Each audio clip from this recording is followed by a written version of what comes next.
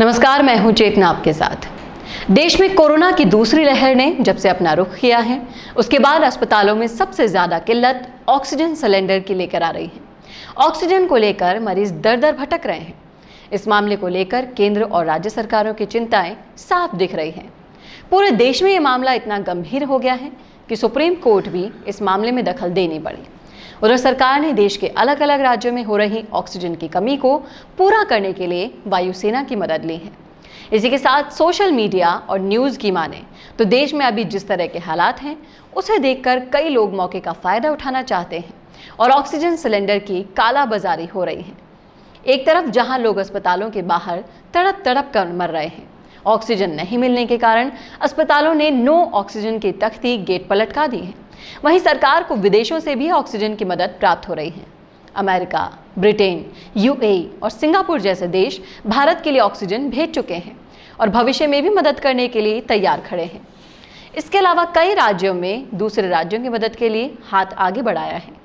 अब जब देश में इतनी मात्रा में ऑक्सीजन है, विदेशों से मदद आ रही है, तो सवाल ये है कि हर इंसान के जहन में उठ रहा है कि क्या देश में ऑक्सीजन की सच में कमी है, या फिर ऑक्सीजन तो है पर कमी सिर्फ इसको एक जगह से दूसरी जगह ले जाने में आ रही है।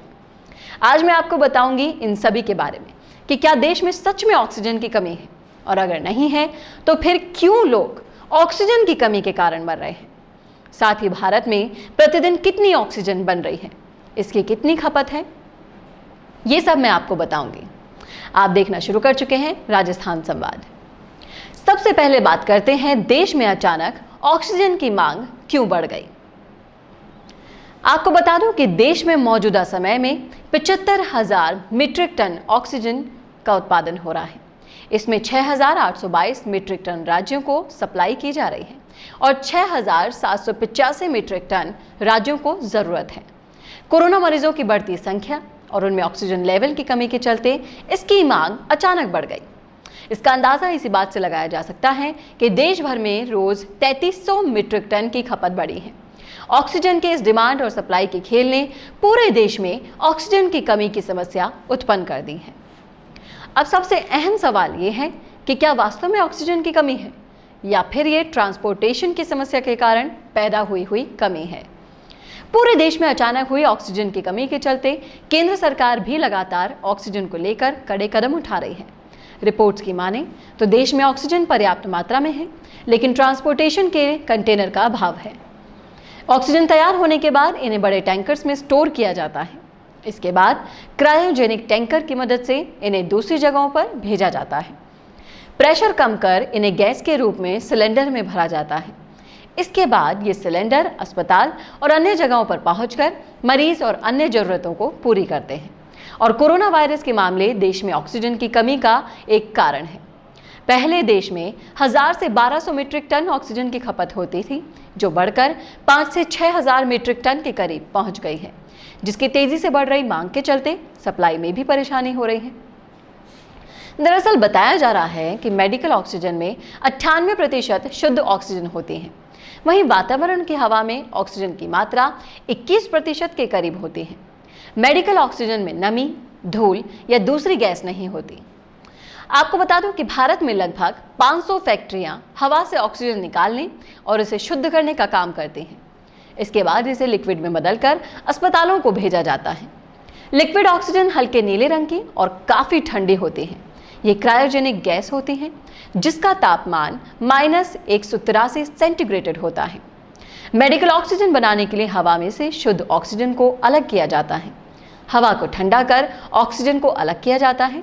इसके बाद हवा को जमा कर ठंडा किया जाता है, जिसमें सभी गैस तरल बनकर निकल जाती हैं। इस तरह 99.5% लिक्विड ऑक्सीजन तैयार कर ली जाती है। ये प्रक्रिया शुरू होने से पहले हवा को ठंडा करके उसमें धूल, तेल और दूसरी अशुद्धियों को दूर किया जाता है। वहीं ऑक्सीजन की बढ़ती मांग की वजह से उद्योगों को दी जाने वाली ऑक्सीजन पर फिलहाल रोक लगा दी गई है। स्वास्थ्य मंत्रालय ने कहा कि इसके जरिए अधिक से अधिक मात्रा में ऑक्सीजन हॉस्पिटल्स उपयोग के लिए उपलब्ध हो सके।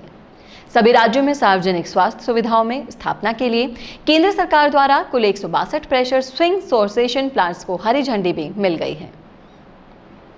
अब सवाल ये उठता है कि जब इतना सब कुछ हो रहा है तो फिर ऑक्सीजन को लेकर ऐसी हाहाकार की स्थिति कैसे आ गई? तो आपको बता दूं कि कई रिपोर्ट्स ने इस बात का समर्थन किया है कि भारत में मेडिकल ऑक्सीजन को लेकर समस्या कमी नहीं हुई है, बल्कि कमी है उसे जरूरत के इलाके में पहुंचाने की। मतलब ये कि देश में ऑक्सीजन है, बस समस्या है तो उसे सही समय पर सही जगह पहुंचाने की। देश के ही एक बड़े ऑक्सीजन प्लांट के आंकड़े आपको इसे समझने में मदद करेंगे। आइनॉक्स एयर प्रोडक्ट्स की माने तो कोविड से पहले भारत की मेडिकल ऑक्सीजन पैदा करने की दैनिक क्षमता 6,500 मीट्रिक टन थी, जो 10% बढ़कर अभी 7,200 मीट्रिक टन प्रतिदिन हो गई है। कोविड से पहले भारत को हर दिन 700 मीट्रिक टन मेडिकल ऑक्सीजन की जरूरत होती थी, जबकि आज हर दिन ये जरूरत बढ़कर करीब 5,000 मीट्रिक टन हो गई है। और अगर अब बात करें ऑक्सीजन की कमी की और उनके सप्लाई की, तो आप इसे ऐसे समझ सकते हैं। एक तरफ जहां मेडिकल ऑक्सीजन की जरूरत महाराष्ट्र में है, लेकिन स्टॉक पड़ा हुआ है राउरकेला, हल्दिया स्टील प्लांट्स में। अब समझें कि क्यों पूरे देश में ऑक्सीजन की कमी हो रही है। जैसा कि आपको पता है, मेडिकल ऑक्सीजन को एक जगह से दूसरी जगह ले जाने के लिए विशेष रूप से तैयार किए गए टैंकर्स की जरूरत पड़ती है, जिन्हें क्रायोजेनिक टैंकर कहा जाता है।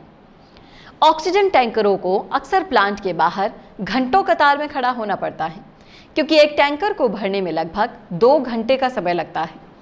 इसके बाद अलग अलग राज्य के शहरों में इन ट्रकों को पहुंचने में भी कई घंटे लग जाते हैं।